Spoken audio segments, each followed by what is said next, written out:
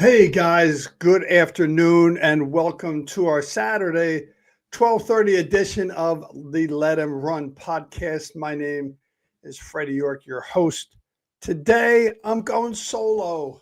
Yes, my man Johnny Costin, the traveling handicapper, as you well know, currently trying to get back to the hometown here in Hamilton out of Miami. He was in Costa Rica where we did our super happy hour podcast yesterday, where I was here once again in the lovely Let 'Em Run studio in my spare bedroom, while Johnny Costin was poolside in Costa Rica. There you go. At any rate, we'll miss him. He did provide us some of his info for his late pick 5 at Keeneland, which starts in race 6. I am going to cover the all-turf pick 3 at Keeneland, which is a very interesting sequence. I'll post that up there and we'll talk about some of the horses in those races. And then also I'll go ahead and dive into the late pick 5 at Belmont. Both tracks are fast and firm, both in Lexington, Kentucky. A beautiful day down there at Keeneland, as well as at Belmont up there in Ozone Park, New York. Also fast and firm. Now the rain's coming. We're here in New Jersey and Hamilton, looking at a nor'easter coming our way. Probably going to get wet here later today, even tomorrow. Might affect some of our golf plans that we have with our buddies from the Ancient Order of Hibernians. So, those are the kind of things we have to deal with. Also, I want to deal with something much nicer than a nor'easter, and that is our sponsors. I want to thank Case's Pork Roll and the vape shop. Case's Pork Roll is family owned and operated since 1870. Try Case for the taste. You won't be disappointed. Trust me, some good stuff there. And also the vape shop in Hamilton, located on Route 33. They have all your vape supplies and a full selection of top-selling CBD.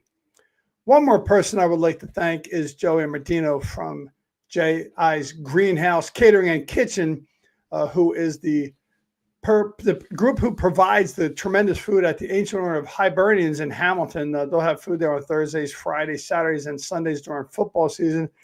The swag I'm wearing right now, this cool Let 'Em Run hat, was provided by J.I.'s Kitchen Catering, J.I.'s Greenhouse Kitchen and Catering. Joey Amardino, one of the best guys around, so check it out. Okay, now let's get down to business. So we're going to talk about John's late pick 5 at Keeneland. Now I'm going to put it up there. Again, as I said, John is working his way back from Costa Rica. Poor guy, not stuck in Miami, but going through the process from getting from Miami to Hamilton. So that is his pick 5. I have handicapped the 5th, 7th, and 9th races, which are part of the all-turf pick 3. That is a super bet at Keeneland. It's a $3 base wager. I also put up my Keeneland. That's my all-turf pick 3, which covers races 5, 7, and 9. You can see that there. And when we get to John's pick 5, or I will show John's pick 5. There's John's pick 5. If you want to take a look at that, that starts in race 7. I'm going to talk about race 5 first right now, which is a 5.5 furlong sprint on turf. And I'll put my ticket up there, which is the all-turf pick 3. And race 5, I went deep. I went deep in the first 2 legs, and this leg got the 1, 6, 10, 11, and 13. In this race, there's only 4 in the field with experience. I think that's a big edge to the horses that have experience. A 5.5 furlong sprint is often pace dependent. We know that. Trip dependent in terms of young horses trying to find their place as they come out of the gate. The first turn comes up very quickly in this 5.5 furlong turf sprint. So we went with the 1, 5, 6, 10, 11. We went 5 deep. The one horse Nelson's Penny being ridden by Kendrick Caramouche. Dylan Davis got off the mount. Kendrick Caramouche picked up the mount. Dylan Davis is riding in Belmont. I think this is an excellent choice with Kendrick Caramouche. Very good with young horses. And I think this horse at 10-1 has a good shot. The rail can be a little tricky, but the horse has experience. And I think that's going to help. And the other horses, we went with the number 6, one of the first-time starters, Belle of Liberty. Joe Sharp, very good trainer, especially on turf. giving the mount to Jose Ortiz, who is super hot down there in Keeneland. Morning line is 6-1 on that horse. That's not a problem there. The other horses that we went with, the 6, 10, and the 11. Talked about the 6, 10, and 11 are two horses that have experience from an outside post that could be handy. The 10 horse Triskelion being ridden by Luis Saez, 5-2 morning line favorite, likely post time favorite, has some experience. The most experience, well, three of the horses have 2 races under the belt. This is his third race. He went from a 5.5 furlong sprint to a 6.5 furlong sprint. His buyer speed figures have gone up each time. So that is why we like the 10. I also use the 11, a big shot price horse, 20-1. Adam Beskiza on it. Trainer Matt Shearer is very hot down there at Keeneland. Had 3 races, 2 winners, 67%. That horse showed speed at 7 furlongs at Kentucky Downs. Again, a tricky race course. We all know that. Matt Shearer is a hot trainer. Adam Beskiza has ridden him at Kentucky Downs, and his buyer speed figures went from a 19 up to a 52. So that's a big jump. I think that's going to go up again. He's got a tremendous distance. Tomlinson of 424. So that's why we like him at a price 10-1. There's an also eligible who did get in the race, the number 13, Audacity, first time starter out of a Yopon sire, very good sire, wins at about 18% with first timers. Distance Tomlinson for this horse is 449. That's pretty strong. Also being ridden by Flavian Pratt, trained by Whitworth Beckham, a very good trainer down there in Keeneland, and also working out very well. His last workout showed a lot of speed at Churchill Downs at 47.4 seconds. So this horse has a chance from the outside, I think, to go ahead and break for the lead and see if Flavian Pratt can get him home. So again, 1, 6, 10, 11, 13 in race 5. We're going to move to race 7, but I'll pop up Johnny's pick 5 ticket up there. In this race, him and I both have very similar races. He uses the 8. I did not use the 8, but in this race, I did use the 3. That's Belmont, my bad. Sorry. I did use a very similar horses that he had in here. In this race, I went to 3, 5, 6, 7, 9 in race 7 at Keeneland, a mile and 3/16 on the turf, $120,000 allowance race. Let's talk about these horses. The 3 horse Valentinian being traded by Todd Plesher, who is again having a super meet down there in Keeneland, currently at 62%. This horse has not ridden on turf before. If he takes the turf, he has some turf breeding. I don't think that's going to be a problem. If he takes the turf, very consistent horse. He could be a big player in this. He travels around a lot. He's raced all over the place. So I think racing at another track isn't going to be a problem. He's raced at Tampa. He's raced at Keeneland before, Churchill Downs, Monmouth, Saratoga, Belmont at the Aqueduct, back here at Keeneland again. So I think this horse at 4-1 is going to have a big chance. I also use the number 5 horse, Johnny's Rendezvous, being ridden by Luan Machado.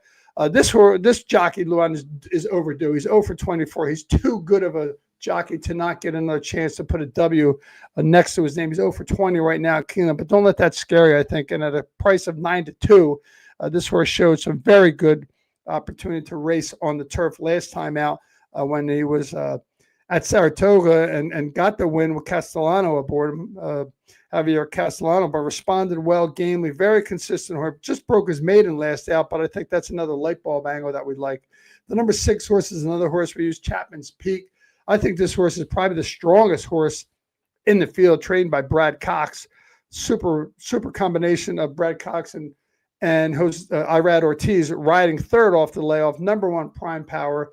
5-1 morning line, a little surprising, but I certainly wouldn't mind that to entice the price in terms of the how the pick 5 would play out. We also use the 7 right next door, Warlander, being ridden by brother Jose Ortiz, taking kind of a big drop in class, closed very strongly last time out at the Kentucky Downs. Very difficult to close in the stretch. It's a long stretch. It's an uphill stretch, but he put in a very strong effort to finish second. And I think this horse has a big chance too at 6-1. The last horse that we use is the number 9 horse, Right Off Jerry. Another horse being, and thank goodness Tyler Gaffalione had a little trouble. John is here. John, oh, My man.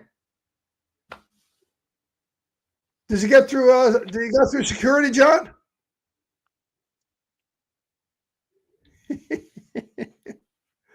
There he is, the traveling handicapper. Hopefully, we can get to hear him soon because I know he's. I made it through security, and I'm still in one piece here. All right, Johnny. Good to hear you, buddy. So, listen, we just started talking about Keeneland. I covered race 5. Just want to jump on and hear your thoughts of the turf races. Yeah, so we covered. Good. I want to hear your opinions on the next 2. Well, race 7 is what we're talking about. Now, race 5, I went deep. The 1, 5, 6, 10, 11. I'm sorry, the 1, 6, 10, 11, 13. I put my ticket up there right now. The 13 is an also eligible that got in that I really talked up a lot with Flavia Pratt. I think that horse is going to have a big chance. Right now, we're still looking at race 7, which is a long race. It's a mile and 16th on a mile and 3/16 on the turf allowance, $120,000 race. I went deep here. You and I are very similar in your pick 5 ticket and my pick 3 ticket. You went with the 3, 5, 6, 7, 8, 9. I went with the 3, 5, 6, 7, 9. The 3 Valentinian, Flavia Pratt, very strong horse. Todd Pletcher, super trainer, hitting at 62% right now. I went with the 5 Johnny Rendezvous. Luan Machado, I was saying, is certainly a jockey that's overdue. The guy, he's too good to be 0-20. I think he's on a good horse. He's on this horse for the second time. He took this horse almost to the wire, lost by a neck, 3 back. So I don't think you want to leave this horse out at 9-2. And you also liked him as well. I also used the 6 Chapman's Peak. Irad Ortiz, a real strong horse, trained by Brad Cox. Don't know why his morning line is 5-1. He won his last race. I know it was a maiden race, but he still broke his maiden really impressively there at a long distance on the turf. The number 7 Warlander we talked about, Jose Ortiz, trained by Steve Asmussen, a very good horse, has a big chance. Won his or came in second at a higher level class race, so he's dropping in class here a little bit. Just lost by 3/4 of a neck there, dueled all the way down the stretch. I think Jose Ortiz might have a good chance to get him home here. John, do you remember what you liked about Domingo, the 8 horse? Again, I left him out. I know Joel Rosario is riding him. He's being trained by Victoria Oliveira. What did you like about the 8 horse before I get to my last pick? Yeah, I can't remember exactly. That was one of my last ads. I'm just looking at my notes here on a little piece of paper. So 7 and 6 were my top choices. And I think I just threw the 8 in because I had room on my ticket structure and he looked like, a possible chance. So not one of my top picks, but definite ad at the bottom of the rung.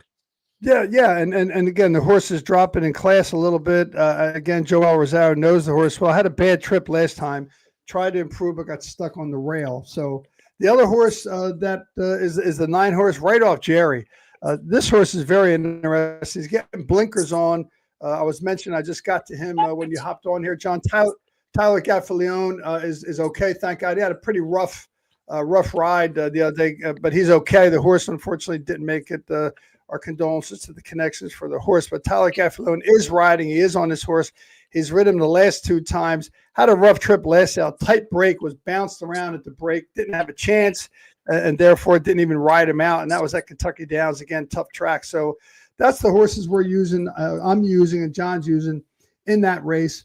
And I'm going to talk right now, John, about the last race in the sequence, which is the 9th race. If you look at my ticket, I know I'm taking the long shot here, but I love the 5 horse. The more I kept looking at this horse, the more I kept liking the horse.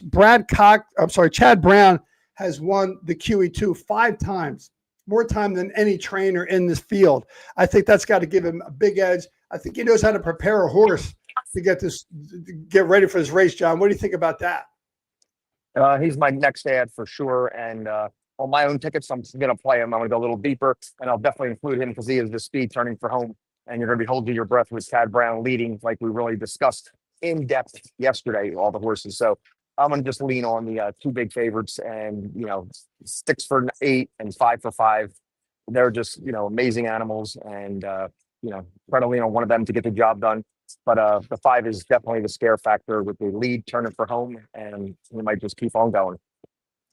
Yeah, and again, I just think, Chad Brown knows how to. I think he was leading this horse up to this race to have enough gas in the tank, and didn't really run him hard the last couple of races he was in. Joel Rosario was getting back on him. Every time he was running, you could see that he was, certainly tried to run a good race. I just think he was setting up for this race, and we'll see what happens. If we get to that point and we get to the Will Pays, I'm going to have one Will Pay. And John, you're deep in the last leg in this race, and the 1, 3, 4, 6, 8, 9. I will keep those numbers up for a while so our viewers can continue to check them out, John. So where are you at? You're in Miami Airport right now, bud? Costa Rican airport, heading to Miami, and then heading to Newark. It's a long day of travel. I'll be home after the races are well finished. What time are you going to end up back in Hamilton? Probably after 11:30 tonight. Oh, boy. Well, Long day. Well, listen, are there any mojitos at the airport there in Costa Rica? There are, but I think I'm done. I'm mojitoed out. I'm espresso martini out. Pina colada out. And Imperial Light out. All right, John. Well, listen, I'm really grateful that you jumped on. It was good to see you. Good to hear. Have safe travels, my friend. And we will talk soon again. And when we say let him run, we mean let him run to get you home, brother. Okay. All right. Have fun. All right, everybody. Bye-bye. Be safe. Thanks, brother. Hey, that was great. Johnny Costin, the best. Now you know why he's called the traveling handicapper. The man finds the time to talk horse racing. He loves talking about horse racing. Obviously, he was on a short leash there trying to get through the airport. Just awesome that he came on. Just a quick side note before we get to talking about the Belmont races. Don't forget to hit the like and subscribe button here for Let 'em Run. We are on X. We are on Instagram under Let 'em Run 78. Got a lot of things happening, and we're looking forward soon to getting our show together for a big show. John's putting that together. He's going to work on that when he gets back.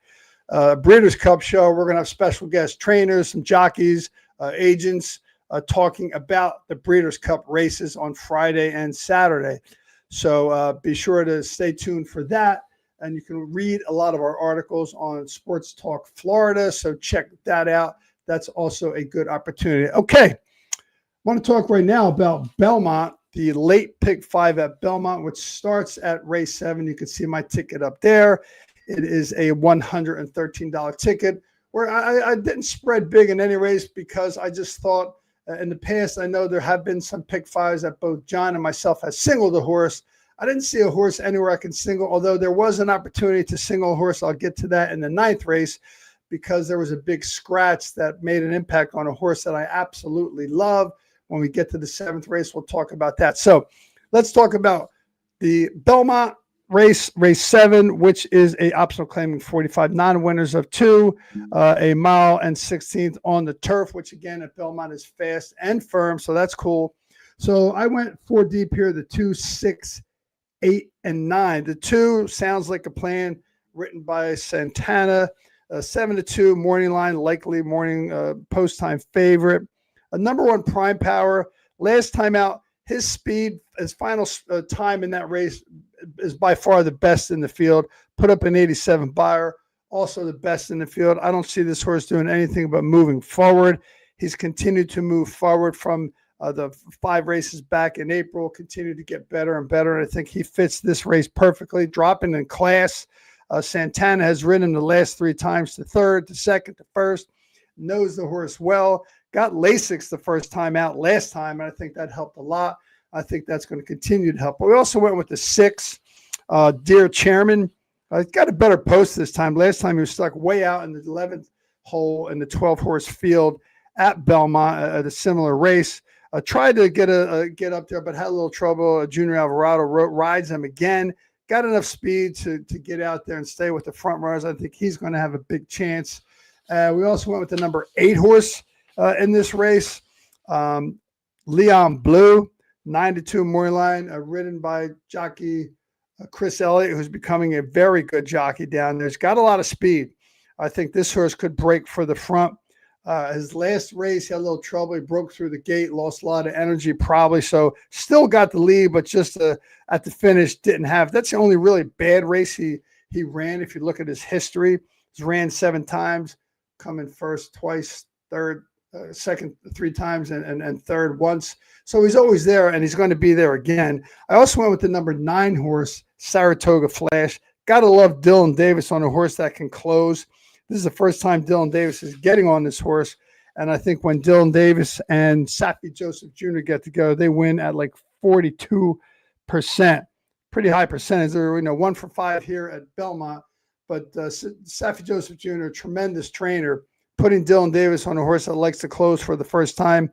He was at this class the last time out, had a little bit of trouble, got out kicked in the final furlong or final in the stretch. But I think this time with Dylan Davis, I was going to have a big shot. So those are our horses in the first leg, the 2, 6, 8, 9. Let's get to race 8. It is a mile, 1-turn mile on the dirt. This is a claiming 12.5. So, you're going to have to look hard to find a horse that you like in this type of race. Find a horse that's got good condition, running well. And I think we went with 3 horses, the 1, 6, and the 8. I love the 1 horse, Laughing Boy, being ridden by Geraldo, trained by Wayne Potts. This horse, I believe, is clearly, in my opinion, the speed. And I think from the rail at 1-turn mile at Belmont is winning at 32%. That's a big plus. It's Geraldo's only mount. That's a big plus. He's never been on this horse before. Caramouche got off the horse. A little bit of a negative, but not terrible to me. This horse, I think, is in good form. He's a claim machine. He got claimed by David Jacobson and also Linda Rice and now Wayne Potts. So I think this horse is looking pretty good. Wayne Potts is good off the claim. That is one of our 3 horses. The 6 horses, the other horse that we use in here, Good Luck Chuck. Moorline 4-1, again, being ridden by Dylan Davis. This horse has been massive his last 2 runs, once at Timonian Downs, once at Laurel Park, 1 by 10, 1 by 13. Again, stepping up in class a little bit now. I don't mind that at all off of a win. Getting Dylan Davis on is a big plus, in my opinion, for trainer Robert Bales. So let's see what happens with that horse. We also used as our 3rd pick in the race, the 8 horse. He's got this morning line favorite, 3-1. Manny Franco hopping on again, dropping in class here. He went up and down in class. 2 races back, he was in a 12.5 claiming. Last race, he was in a $40,000 claiming. It was in the slop, didn't run too bad, came in 2nd. Manny Franco got a chance to get a feel for the horse, so I think this horse has a big chance as well. So the 3 horses there are the 1, 6, 8. Now, this race 9, is the race I want to talk about. It's another 1-mile turn on dirt, a higher class race, allowance $8,000, non-winners of 1. I went with 3 horses here, the 3, 7, 8. There was a critical scratch here, in my opinion. The number 6 horse, Butta, which was another speed horse in this race, which really enhances the horse that I like, which I'll get to in a minute, because I went with 3 horses, the 3, 7, 8. The 3, Tucson Gold, probably going to be the favorite with the 8. But the 3-1 morning line, ridden by Manny Franco, trained by Chad Brown. This horse has been getting better and better. This is his 4th race off a long layoff. Raced at this quality before, allowance $88,000 race last time out at Belmont. And Manny Franco rode him, then lost by a nose. Ran a very good race, got brushed around a little bit, bumped a little bit there towards the finish line. That didn't help. I think he raced in the Preakness and the slop, came in 4th to She's the Gray, Mystic Dan, and a couple other great horses. But I think back where he belongs. The next horse in this is the 7 horse. This is the horse I really like. This horse is clearly, I think, going to be the speed of the speed, especially with the number 6 Butta dropping out, gets him a little closer to the rail. Caramouche gets off. Johnny V gets on, and I said this earlier in our podcast. Johnny V is tremendous with young horses. He knows how to get them ready in the post parade. He knows how to get them focused when they get in the gate. And there's no question this horse is going to get out. He got hustled out to the lead in a very big maiden race last. It wasn't a maiden special weight, but it was a big race at Saratoga. Looked very well in a decent field of 7. And I think he's going to do a good job getting to the front. That's the number 7 V Cruiser, trained by Linda Rice, ridden by Johnny Velasquez. 10-1 morning line. I'm very surprised at that, but I hope that would hold up. The horse right to his outside, Burning Glory, most likely going to be the post-time favorite, morning line favorite of 2-1, Junior Alvarado, riding for Bill Ma. Those 2 get together, often put together a lot of winning horses, winning races with horses. Or second off the layoff, This horse is clearly a stalker. He's going to let the speed go. Now, again, I'm not sure what other horses are going to go with the 7V Cruiser. Again, I was a little worried with Butter being in there because he was clearly a speed horse. He's scratched out. The number 3 horse, Tucson Gold, may have a little speed. Probably going to go to the front. Manny Franco is an aggressive jockey. I think, these jockeys are in the jockeys room looking at these same forms we're looking at, or talking, or to the trainers about what they want to do. And I think they might not let the V Cruiser, the 7, get away too much, but I think he could get away, put on some serious fractions at 6 furlongs, which was a 1 turn. This is a little longer, but I don't have a problem with that because I think his breeding is going to be good for that with Violence and at a Medaglia d'Oro. So I think that's going to be a big help. But let's see how that works out with those races, or those horses in that race, the 3, 7, 8. My favorite in there is the 7. Could be my speed play of the day. So keep an eye on that. The 10th race, the 4th leg in the sequence, is the big stakes race. It is the Glen Clove Grade 3, 6 furlongs on the outer turf course. This race, I went with 2. I think it really could be a 1 horse. Not that I wouldn't want a single, but I think the number 2, Love Serve, is certainly the class of the field at 5-2. Manny Franco again. Manny Franco is probably going to have a big day at Belmont, I think. But Miguel Clement is taking this horse, has gotten him better and better each time out. Looks to be, again, a horse that's going to stay with the front runners and have a chance to close it out. He's 2 for 2 at Belmont. He's 2 for 2 at the distance. So, again, almost thinking about singling, but I also thought there was another horse in here who I thought had a pretty good chance, and that's the 5, Pop Idol. This horse could clearly possibly be the speed of the speed. I know I'm talking a lot about speed. If you ever hear Johnny Costin talk about me, I like speed. You hear all this saying, pace makes the race, et cetera, et cetera. But the reason I like this horse, the 5, is morning line is 4-1. Two races back, Johnny Velasquez rode him and took him to the finish line. The last race out was, again, another turf sprint. He's stretching out this time, not, a little bit. I mean, I think he can handle 6 furlongs. He did, 5.5, and last time was 5. Last time he was in Woodbine. He's 2 races back. He was in Saratoga. His 3rd off the layoff. Johnny V getting back on him. He knows the horse well. Put up a very good buyer speed figure when he had that win in Saratoga back in August. And I think he's got a good chance. So I only went 2 deep there with the 2 and the 5. Okay, let's close it out here with race 11 at Belmont. I think this race was the most wide open race. If you look at our ticket and my ticket and you want to go a little deeper, you could do it here because I think it's wide open. It's a $81,000 allowance race, mile on the turf course at Belmont. Allowance 1, non-winners of 1. So I went with 3 horses here. I went with the 4, 5, and the 10. The 4, Terminal Velocity. This horse has been getting better and better each race. Went from a 56 buyer to a 73 to a 77. Had a little time off since August, working out well for the return. I think the turn back to a mile is a big help for this horse who has speed. Jose Lescano has ridden this horse each and every time, so I think he knows this horse well.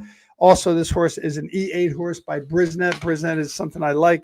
A couple other speed horses in there, but a couple speed horses got scratched out. The 7 and 8 were also speed horses, and they scratched out. So that, I think, gives the horse that I like here, the 4, a big chance. The Moorline favorite for all you Curb Your Enthusiasm fans, which is one of my favorite shows. I love that show. I mean, I don't care if I could watch it 100 times. Just so many episodes in that show that are hilarious. But the number 5, LD Larry,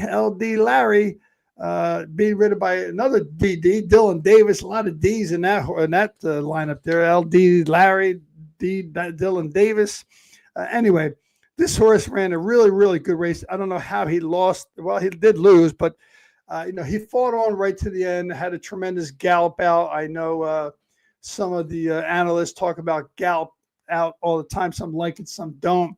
Interesting to hear those guys talk about it back and forth. But, Dylan Davis has been on this horse the last, this is 4th time on, been on the last 3 times, ridden him well every time.